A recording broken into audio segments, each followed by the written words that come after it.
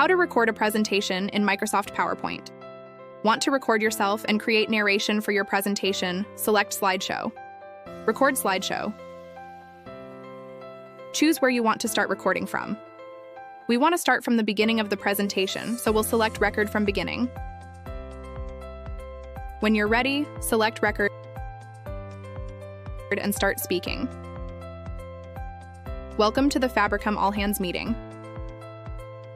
Pause or stop as needed. And if you're done recording, replay it to record narration for a specific slide. Go to it.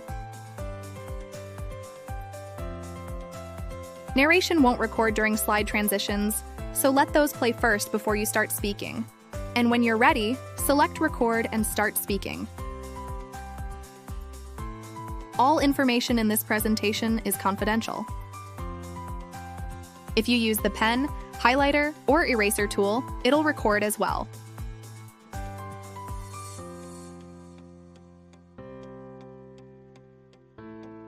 An audio icon appears to let people know there's narration available. And to remove timing or narration from your recording, select Clear and choose what to take out when you're done.